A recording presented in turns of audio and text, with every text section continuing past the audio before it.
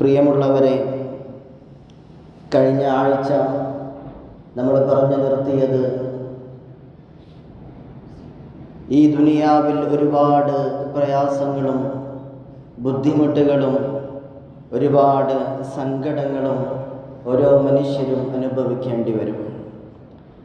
ഈ ദുനിയാവ്, ഈ ലോകത്തെ ജീവിതം പ്രയാസങ്ങൾ നിറഞ്ഞതാണ്. ഈ ലോകത്ത് പ്രയാസങ്ങളില്ലാത്ത മനുഷ്യന്മാരില്ല.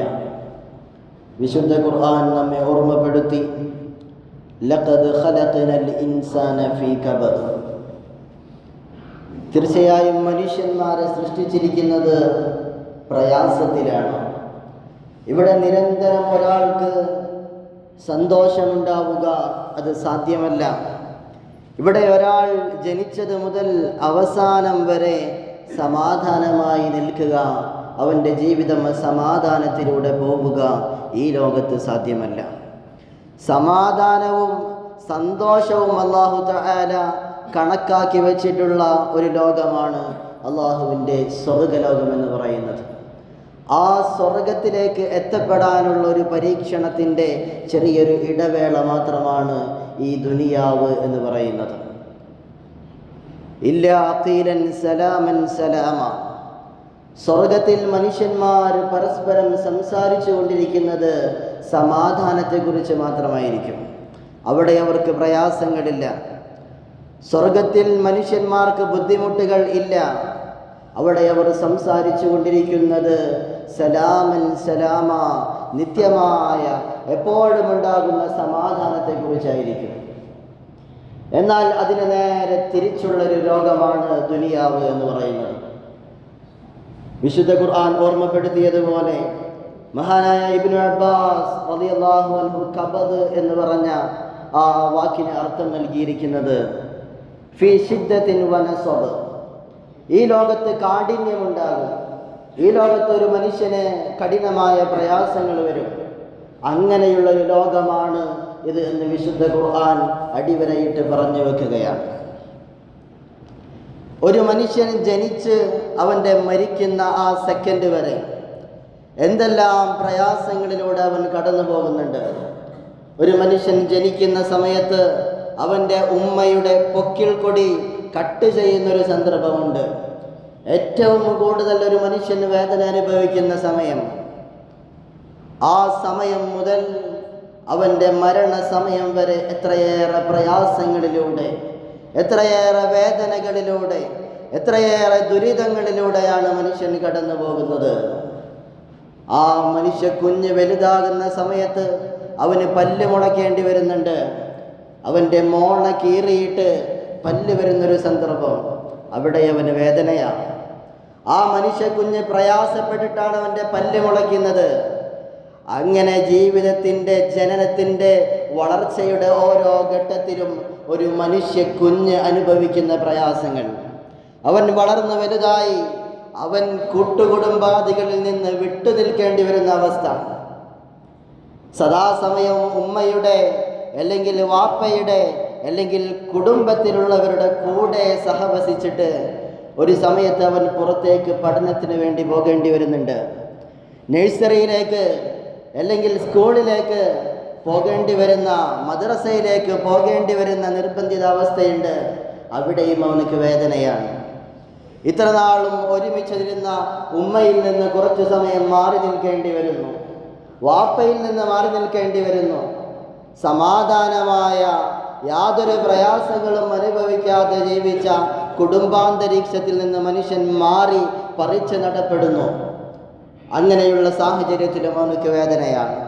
ഇങ്ങനെ തുടങ്ങി അവൻ്റെ ജോലിയാകട്ടെ, അവൻ്റെ ജീവിതത്തിൻ്റെ നിഖില മേഖലകളിലും ഒരുപാട് ഉത്തരവാദിത്തങ്ങളും ഒരുപാട് പ്രയാസങ്ങളും ഒരുപാട് മാനസിക സമ്മർദ്ദങ്ങളിലൂടെയാണ് മനുഷ്യൻ കടന്നു പോകുന്നത്. അതിനെയാണ് വിശുദ്ധ ഖുർആൻ പറഞ്ഞത്, ലഖദ് ഖലഖനൽ ഇൻസാന ഫീ കബദ്. മനുഷ്യനെ സൃഷ്ടിച്ചിരിക്കുന്നത് പ്രയാസങ്ങളിൽ തന്നെയാണ്.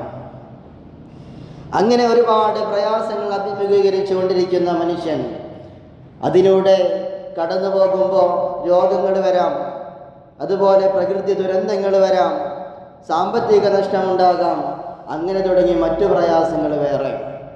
എപ്പോഴെങ്കിലും മനുഷ്യൻ ചിന്തിച്ചിട്ടുണ്ടോ എന്തിനാണ് അല്ലാഹു തആല ഈ ലോകത്ത് ഇത്രമാത്രം പരീക്ഷണങ്ങളും പ്രയാസങ്ങളും നൽകുന്നത്? വിശുദ്ധ ഖുർആൻ അതിനെ അടിവരയിട്ട് പറയുന്നുണ്ട്. അല്ലാഹു തആല നമ്മെ പരീക്ഷിക്കുന്നത് എന്തിനു വേണ്ടിയാണ്? വിശുദ്ധ ഖുർആൻ പറയുന്നു, അലിഫ് ലാം മീം അഹസിബൻ നാസു അൻ യുത്റകൂ അൻ യഖൂലൂ ആമന്നാ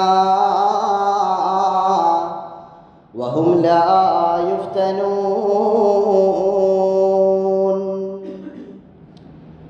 ഇവിടെ ഈ ലോകത്ത് പരീക്ഷണം വരുമ്പോൾ എല്ലാവർക്കും ഒരുപോലെയാ പരീക്ഷണം.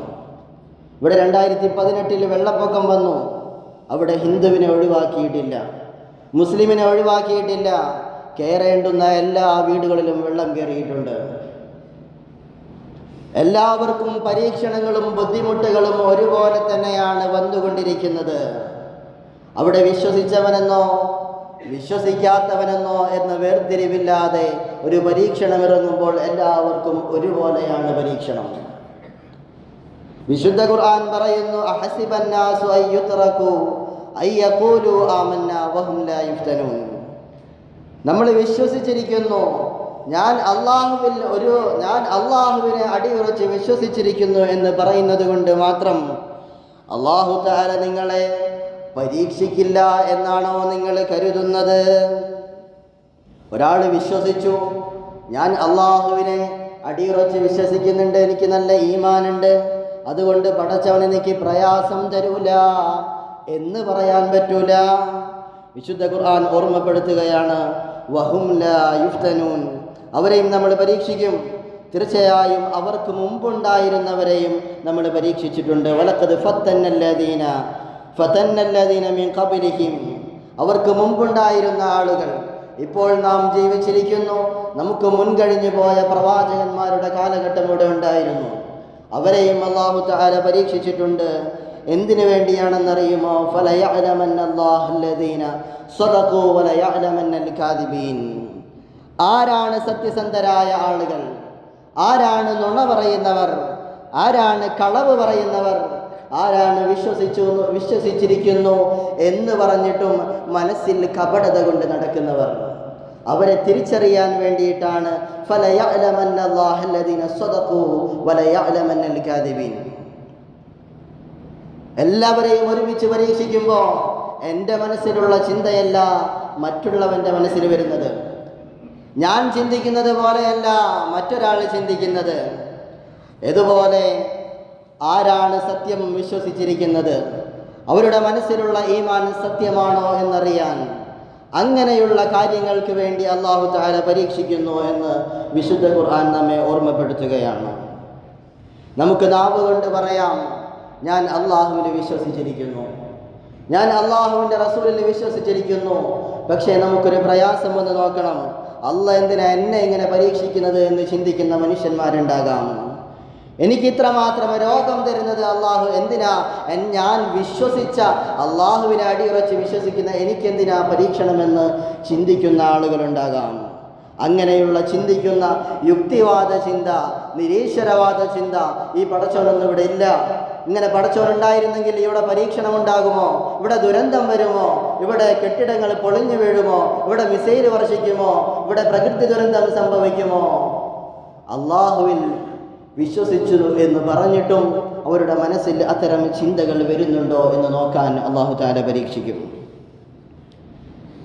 മറ്റൊരു കാരണം പറയുന്നത് സത്യസന്ധതയും ക്ഷമയും പരീക്ഷിക്കാൻ. നമ്മൾ കഴിഞ്ഞ ആഴ്ച ഓതിയ ആയത്തുണ്ടായിരുന്നു, വലയബ്ലുവന്നകും ബിശൈഇൻ മിനൽ ഖൗഫി വൽ ജൂ വനഖ്സിൻ മിനൽ അംവാലി വൽ അൻഫുസി വസ്സമറാത്ത് വബശ്ശിരിസ് സ്വാബിരീൻ. ഈ ലോകത്ത് ഒരു മനുഷ്യന് അല്ലാഹു തആല പ്രയാസം കൊടുക്കുകയാണ്. എനിക്ക് രോഗം വന്നു, എനിക്ക് ക്യാൻസർ വന്നു, എനിക്ക് മറ്റുള്ള രോഗം കൊണ്ട് ഞാൻ പ്രയാസപ്പെട്ടു, എൻ്റെ സമ്പത്തെല്ലാം ഇടിഞ്ഞ് ബിസിനസ് എല്ലാം പൊളിഞ്ഞ് ഞാൻ സീറോയിലേക്ക് മാറുന്നൊരവസരം. അങ്ങനെയുള്ള അവസരങ്ങളിൽ ആരാണ് സത്യസന്ധത പുലർത്തുന്നത്? ഞാൻ വിശ്വസിച്ചിട്ടും പടച്ചോൻ എനിക്കാണല്ലോ പണി തന്നത് എന്ന് ചിന്തിക്കുന്ന ആളുകൾ. ഇവിടെയൊന്നും ക്ഷമിക്കാതെ മറ്റുള്ള വേണ്ടാത്തരങ്ങളിലേക്ക് കുടിയേറുന്നവർ, ആരാണ് ക്ഷമയോടുകൂടെ നിൽക്കുന്നത് എന്നറിയാൻ അല്ലാഹു തആല പരീക്ഷിക്കും. ഒരു മുസ്ലിമിൻ്റെ വിശ്വാസം ഈമാൻ കാര്യങ്ങളിൽ ഏറ്റവും അവസാനമായി 6ാമത്തെ കാര്യമായി നമ്മൾ എണ്ണുന്ന ഒരു കാര്യമുണ്ട്. ഈമാൻ കാര്യങ്ങൾ പഠിച്ചവരാണ് നാം. നമ്മുടെ മദ്രസയിൽ പഠിക്കുന്ന കുട്ടികൾ 2ാം ക്ലാസ് മുതൽ ഈമാൻ കാര്യം പഠിക്കുന്നുണ്ട്. ഒന്ന്, അള്ളാഹുവിൽ വിശ്വസിക്കുക. അങ്ങനെ എണ്ണി എണ്ണി വന്ന് ഏറ്റവും അവസാനമായി നമ്മൾ പഠിക്കുന്ന ഒരു കാര്യമുണ്ട് ഈമാൻ കാര്യത്തിൽ, 6ാമത്തെ കാര്യം. എന്ത് ഷർറ് വന്നാലും, എന്ത് മോശം വന്നാലും, എന്ത് നന്മ വന്നാലും എല്ലാം മിനല്ലാഹി തആല, അത് അള്ളാഹുവിൻ്റെ ഖദർ കൊണ്ടാണ്, അള്ളാഹുവിൻ്റെ ഖലാ കൊണ്ടാണ്. ഖദർ ഖലായിലുള്ളൊരു വിശ്വാസമാണ് നമ്മുടെ ഈമാൻ കാര്യത്തിൽ നാം 6ാമതായി എണ്ണുന്നത്. അങ്ങനെ 6 കാര്യങ്ങളും വിശ്വസിച്ചവരാണ് ഒരു മുഅ്മിൻ, യഥാർത്ഥ വിശ്വാസി എന്ന് പറയുന്നത്. അപ്പോൾ പ്രയാസങ്ങൾ വന്നാലും ബുദ്ധിമുട്ടുകൾ വന്നാലും മിനല്ലാഹി തആല, അത് അള്ളാഹുവിൽ നിന്ന് ആണ് എന്ന് അടിയുറച്ച് വിശ്വസിക്കാൻ നമുക്ക് സാധിക്കണം. മറ്റൊരു കാരണമായി പറയുന്നത്, ഒരാൾക്ക് പരീക്ഷണം വന്നു, ഒരാൾക്ക് ബുദ്ധിമുട്ട് വന്നു, അവൻ്റെ വിശ്വാസത്തിൽ എന്തെങ്കിലും ഒരു തിരിമറി സംഭവിക്കുന്നുണ്ടോ? ഇപ്പോൾ കൊറോണ സമയത്ത് എല്ലാം അടച്ചുപൂട്ടപ്പെട്ടൊരു സമയമുണ്ടായിരുന്നു. ആ സമയത്താണ് നിരീശ്വരവാദത്തിൻ്റെ, യുക്തിവാദത്തിൻ്റെ കടന്നുകയറ്റം കൂടുതലായി സംഭവിച്ചു പോകുന്നത്. ഈ ലോകം മൊത്തം അടഞ്ഞു കിടന്നു, ഒരാൾക്കും പുറത്തിറങ്ങാൻ സാധിക്കുന്നില്ല. ആകെ ഒരു ആശ്വാസം ഇൻ്റർനെറ്റ് മാത്രമാണ്. അവിടെ ഇങ്ങനെ ചർച്ച നടക്കുകയാണ്, അള്ളാഹുവിനെന്താ കഴിവില്ലാത്തത്, അള്ളാഹുവിനെന്താ ഇങ്ങനെ കഴിവില്ലാത്തത് എന്ന ചർച്ചകൾ വരികയാണ്. അങ്ങനെ ആ സമയത്താണ് കൂടുതൽ ആളുകളും മോശപ്പെട്ട ചിന്തയിലേക്കും യുക്തിവാദത്തിലേക്കും ലിബറലിസത്തിലേക്കും കടന്നു കയറുന്നത്. അങ്ങനെ മനുഷ്യൻ്റെ ഈമാനിനെ പരീക്ഷിക്കാൻ വേണ്ടി അല്ലാഹു തആല ഒരു കൂട്ടം ആളുകൾക്ക് പ്രയാസങ്ങൾ വരും, പ്രയാസങ്ങൾ നൽകും. മറ്റൊരു കാരണമായി പറയുന്നത് വിജയത്തിലേക്കുള്ള വഴി എന്നുള്ളതാണ്.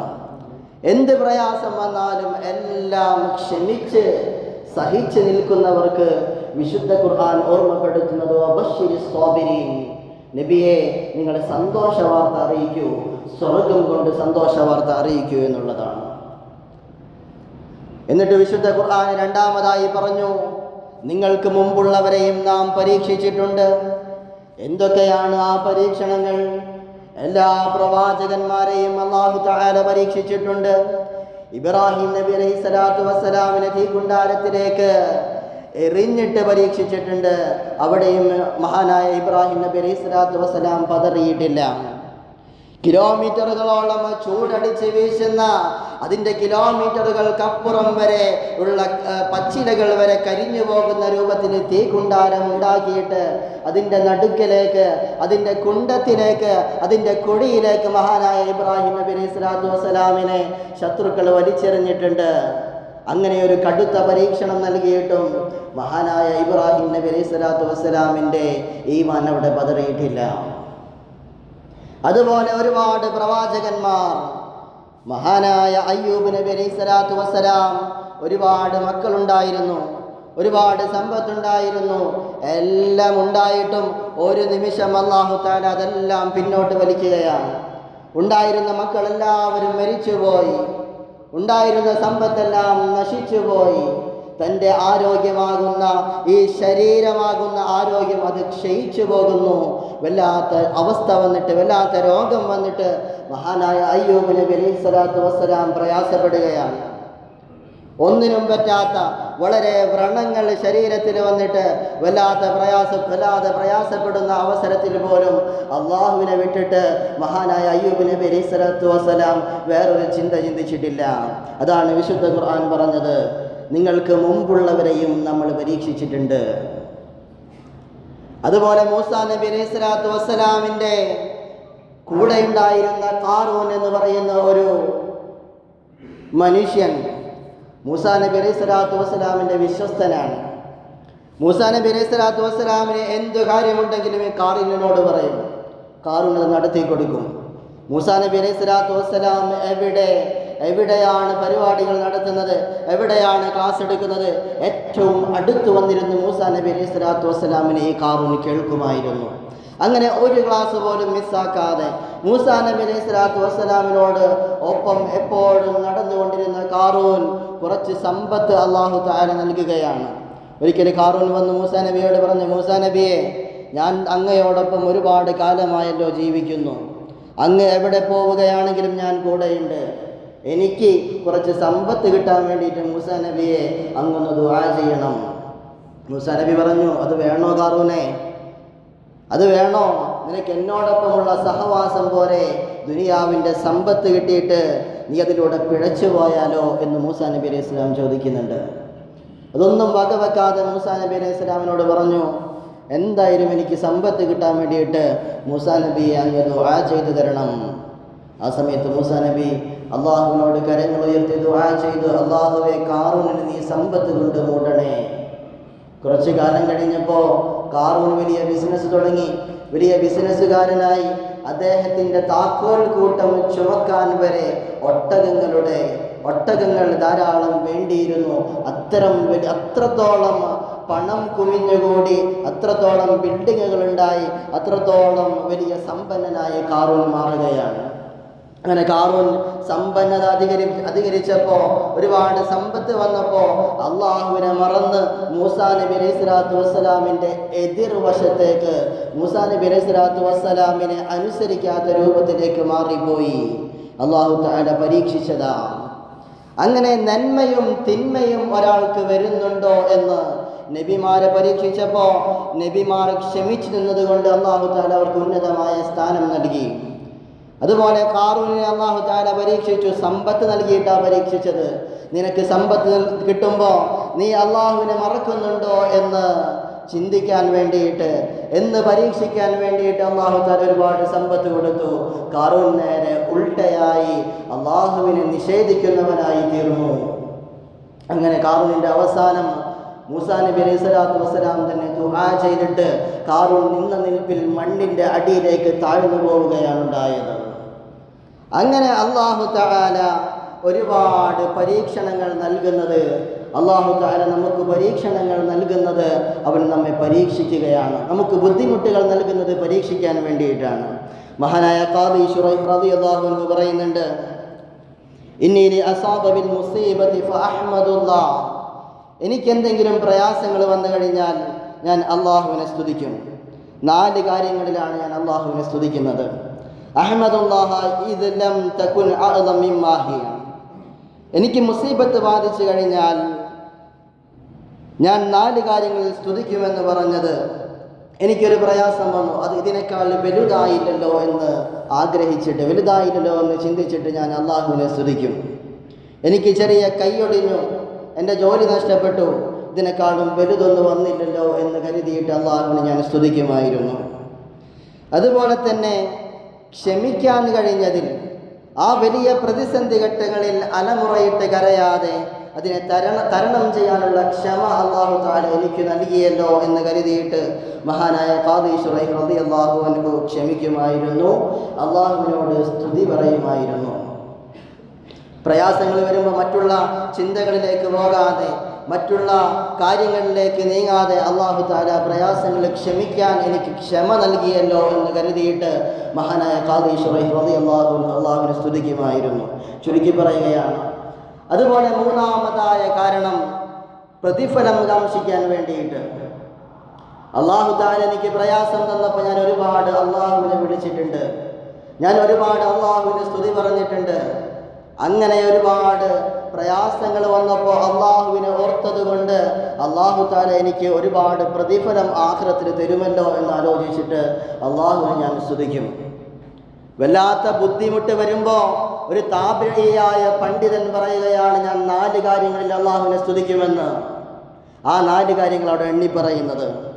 മറ്റൊന്ന്, വിശ്വാസത്തിന് കോട്ടം വന്നില്ലല്ലോ, എനിക്ക് എൻ്റെ കൈ പോയി, അല്ലെങ്കിൽ എൻ്റെ കാല് നഷ്ടപ്പെട്ടു, എൻ്റെ ജോലി നഷ്ടപ്പെട്ടു, എനിക്ക് പ്രയാസം വന്നു, പക്ഷേ എൻ്റെ ഈമാനിന് യാതൊരു കോട്ടവും വന്നിട്ടില്ലല്ലോ എന്ന് ആലോചിച്ചിട്ട് ഞാൻ അള്ളാഹുവിനെ സ്തുതിക്കുമായിരുന്നു എന്ന് മഹാനായ ഖാദി ശുറൈഹ് റളിയല്ലാഹു അൻഹു പറയുകയാണ്. മുൻഗാമികളായ ആളുകൾ ഒരുപാട് നന്മകൾ ചെയ്തവരായിരുന്നു. ഒരു ചെറിയൊരു ചരിത്രം പറഞ്ഞുകൊണ്ട് അവസാനിപ്പിക്കട്ടെ. അല്ലാഹു തആല നമുക്ക് ഒരുപാട് പ്രയാസങ്ങൾ തരുമ്പോഴും അതിനേക്കാൾ വലുത് എനിക്ക് വന്നിട്ടില്ലല്ലോ, അതുകൊണ്ട് ഞാൻ അള്ളാഹുവിനെ സ്തുതിക്കുകയാണ്. അള്ളാഹു തആല ദീനിന് കോട്ടം വരുത്തിയിട്ടില്ലല്ലോ. എന്ത് നഷ്ടപ്പെട്ടാലും നമുക്ക് സഹിക്കാം, പക്ഷെ നമ്മുടെ ഈമാനിന് കളങ്കം വന്നു കഴിഞ്ഞാൽ ആഖിറത്തിൽ അത് വലിയ പരാജയമാണ്.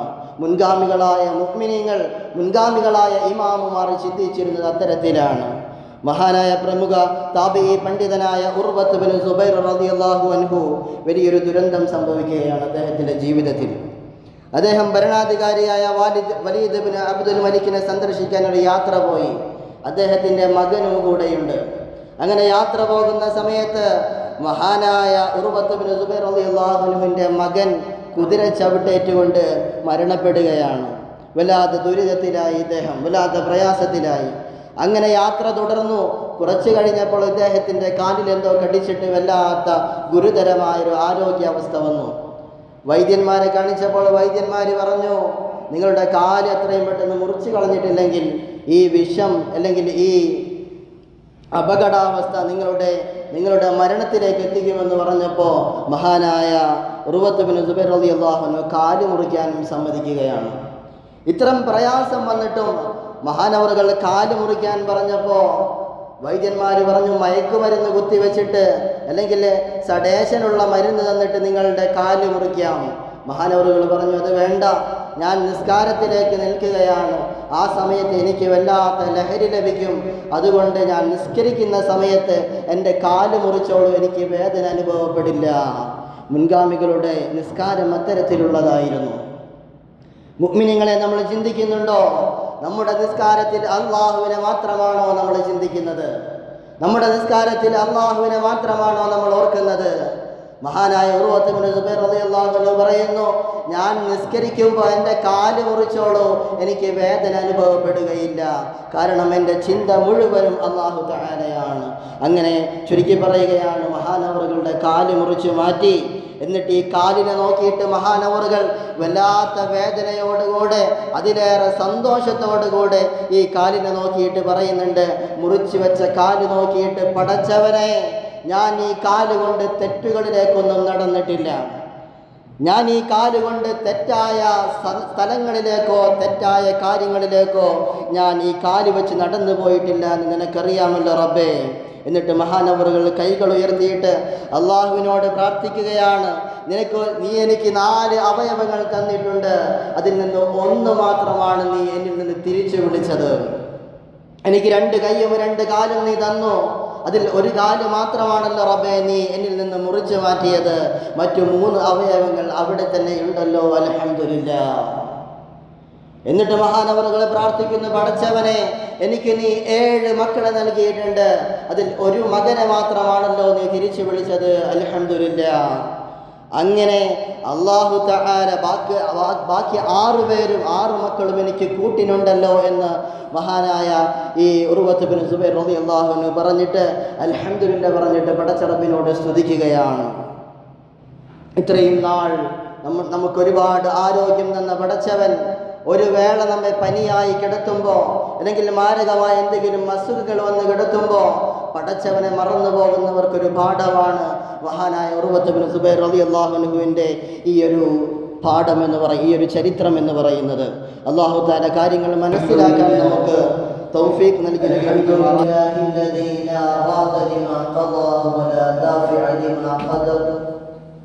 أحمده على ما كلمنا خلقا وبأحسن الصور صورا وأشهد أن لا إله إلا الله وحده لا شريك له صاحب القوى والقدر وأشهد أن سيدنا محمدا عبده ورسوله صاحب الجاه والقدر صلى الله على سيدنا محمد صلى الله وسلم على محمد وعلى آله وأصحابه ما طلعت الشمس والقمر. أما بعد فيا أيها الناس أوصيكم عباد الله وإياي بتقوى الله وافعلوا ما أمركم الله وانتهوا عما نهاكم الله وتيقظوا من سنة الغفلة واعتبروا بمجيء الشهر بعد الشهر واطلبوا لقاء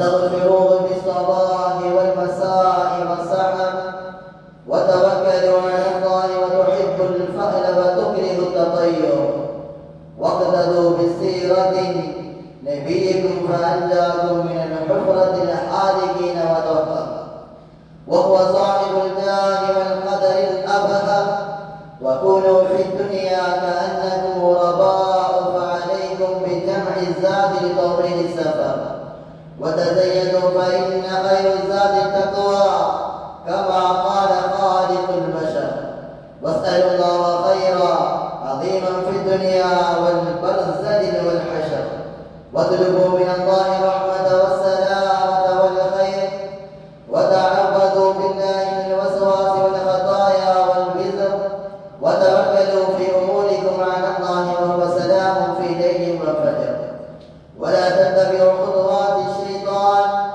إنه يجركم إلى العذاب في يوم القدر واعتصموا بحبل الله في البر والبحر واذكروا الله تعالى ولذكر الله أكبر وارحموا من في الأرض يرحمكم الله يوم العرض والأكبر قال النبي صلى الله عليه وسلم لا عدوى ولا طيرة ولا هامة ولا صفر وفر من المجذوم كما تفر من الأسد العيافة والطرق والطيرة من الجبت جعلنا الله وإيانا وإياكم من الفائزين الآمنين وأدخلنا وإياكم في عباده الصالحين إن أحسن قصص المؤمنين كلام الله رب العالمين أعوذ بالله من الشيطان الرجيم بسم الله الرحمن الرحيم قل لن يصيبنا إلا ما كتب الله لنا هو مولانا وعلى الله فليتوكل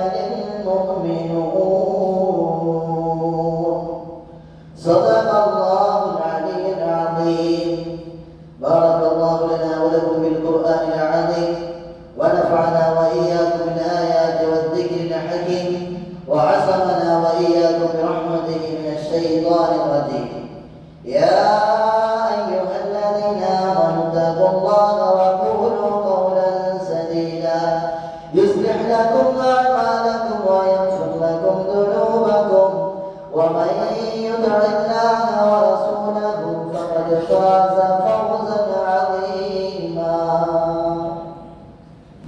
الحمد لله الكريم المعبود وأشهد أن لا إله إلا الله الرحيم المحمود وأشهد أن سيدنا محمدا عبده ورسوله وأشرف مولود صلى الله وسلم على سيدنا محمد وعلى آله سبح ولكم في سجود أما بعد فيا أيها الناس اتقوا الله حق تقاته وبادروا إلى أداء مفترضاته واعلموا أن الله سبحانه وتعالى أمركم بأمر بدأ فيه بنفسه وثنى بملائكته المسبحة بقدسه وأيد بالمؤمنين من بنيته إن الله وملائكته يصلون على النبي يا أيها الذين آمنوا صلوا عليه وسلموا تسليما اللهم صل وسلم على رسولك سيدنا محمد الذي صبح في يده الحسبى ونبع من بين أصابعه الماء اللهم ارض عن أشرف الخلفاء الراشدين وأفضل الأمراء المرشدين وهو الإمام الشفيق أفضل البشر بعد الأنبياء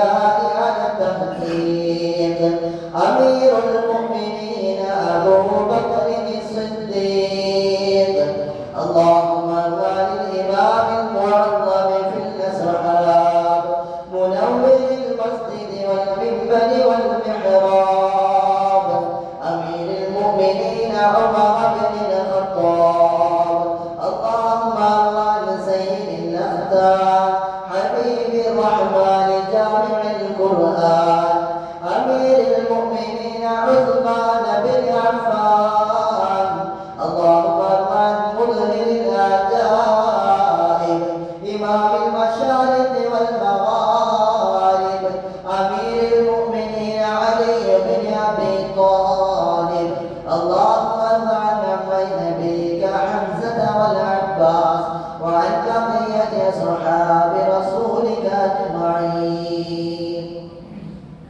اللهم اغفر للمؤمنين والمؤمنات والمسلمين والمسلمات الأحياء منهم والأموات إنك مجيب الدعوات وقاضي الحاجات طيب ثرانا وثراهم واجعل الجنة مأوانا ومأواهم ربنا آتنا في الدنيا حسنة وفي الآخرة حسنة وقنا عذاب النار اللهم أجرنا من النار اللهم أجرنا من النار اللهم أجرنا وأجر والدينا وأساتذتنا من النار اللهم لا تشفي خلقنا بالنار ولا تجعلنا من حطب النار فإنها بئس الدار وبئس المثوى وبئس القرار ربنا اغفر لنا ولإخواننا الذين سبقونا بالإيمان ولا تجعل في قلوبنا غلا للذين آمنوا ربنا إنك رؤوف رحيم أستغفر الله العظيم لي ولكم إن الله يأمر بالعدل والإحسان وإيتاء ذي القربى وينهى عن الفحشاء والمنكر والبغي يعظكم لعلكم تذكرون ولذكر الله أكبر والله يعلم ما تصنعون